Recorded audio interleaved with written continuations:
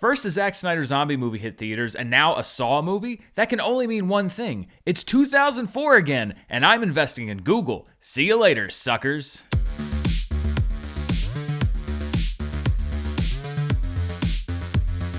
Hello everybody, I'm Dan Murrell, here to review the second movie hitting theaters this weekend that is revisiting some horror hits of decades past.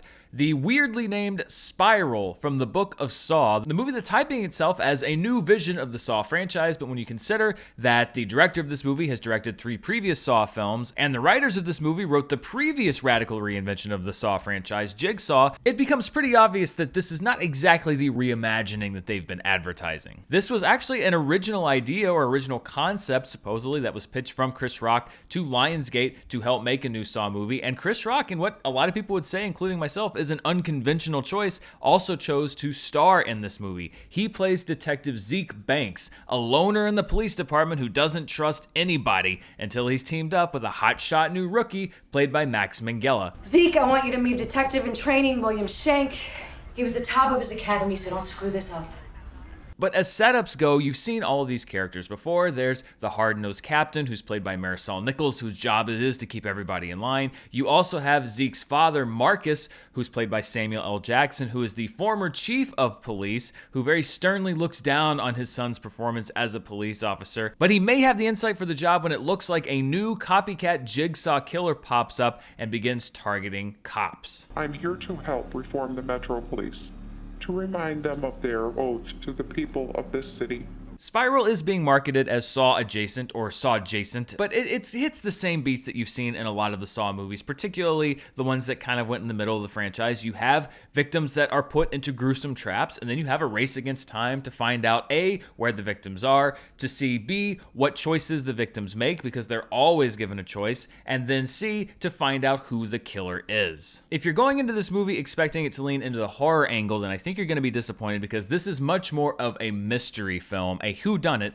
which is okay, except for I found the mystery to be laughably obvious. If you've ever seen a mystery before, then it should be fairly obvious. There was very little shocking and surprising in this movie, and that comes down to the screenplay. As I mentioned, these are the same screenwriters who did the last Saw movie, Jigsaw, which had its own issues. And here it kind of blows my mind because you have audiences now that are smarter than ever before, that have seen so many of these Saw movies, that are going to be looking for certain things. There are certain rules that have been established by so many other movies that if you see or don't see certain things, or if something is mentioned and is never brought back up again, that these are going to be crucial and important clues, and yet they're made so thunderingly obvious that the movie really fell flat. And then Saw is known for these big finales, for these things that leave you kind of gasping as you leave the theater, but I thought that this was also very haphazardly set up. They brought in a few connections that if you'd sewn those connections better throughout the movie, or if you planted other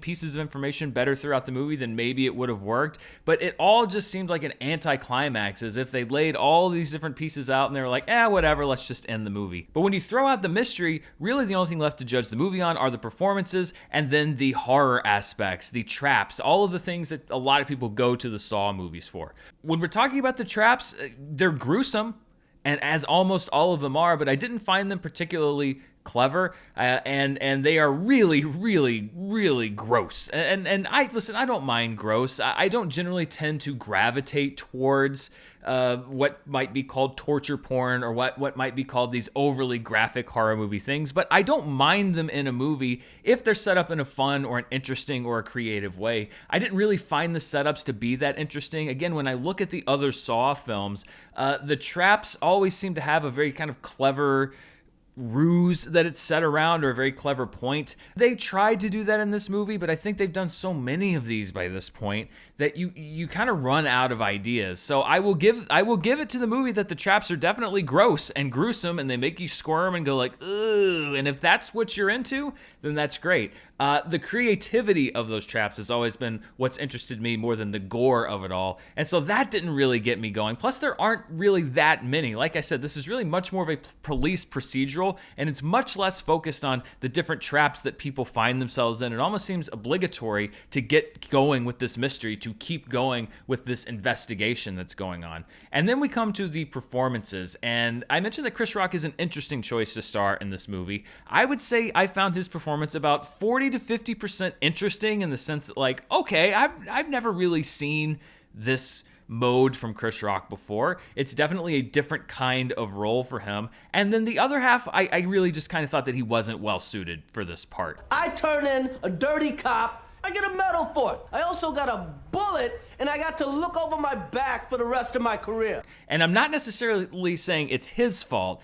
It's just that there's really nothing that intriguing about the script. And when you have a script that's as by the numbers as this script is, I think you really need to do something exceptional on the performance level to take it off the page. Chris Rock, other than being Chris Rock, didn't really do that for me in this film. I wasn't really drawn to his character very much. And again, it's because I don't think it was really written to his strengths necessarily. So I was running kind of hot and cold on Chris Rock's performance. Samuel L. Jackson shows up to do what Samuel L. Jackson does in just about every film at this point. You pull a gun on your old man?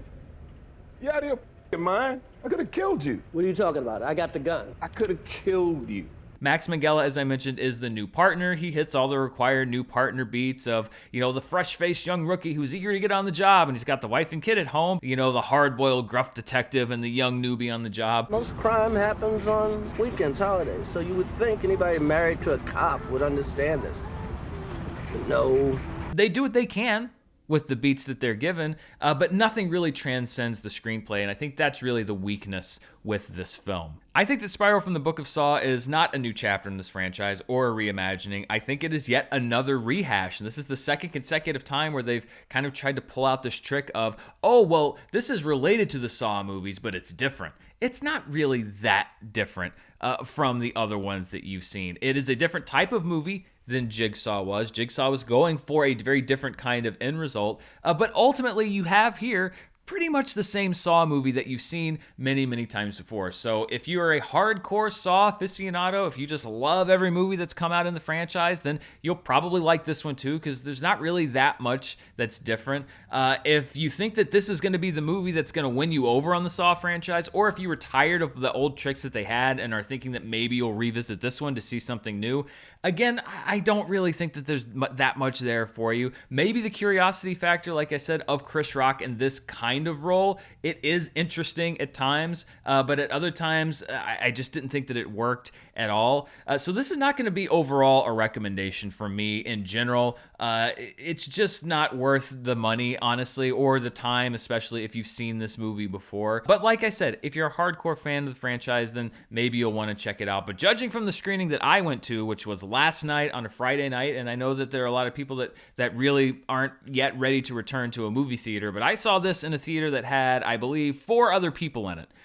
Which is not a great sign for how this movie will be performing at the box office. I know it's not the normal, but I also don't think that there's a whole lot of enthusiasm for this movie. And if they keep making sequels like this, or reimaginings, or rethinkings, or whatever you want to call them, then I don't think there's really going to be much enthusiasm for it going forward. So those are my thoughts on Spiral from the Book of Saw. What did you think? Was it a rejuvenation of the franchise in your eyes? Let me know down in the comments below. And as always, please also check me out on Patreon at patreon.com/Dan Murrell. We'll be wrapping up the month here the next couple weeks as we talk about our monthly movie club. We're talking about international films, a lot of great movies that we're going to be covering, including Parasite, which won Best Picture last year, Cinema Paradiso, Let the Right One In, which is a horror movie that I actually did really enjoy. Lots of fun stuff that we're covering. And also, please don't forget to hit that subscribe button, share this video. The channel is growing. Movies are starting to come out. I think it's going to be a really great year, and I appreciate you spending your time here with me. Until next time, stay safe, and thanks for watching. Bye.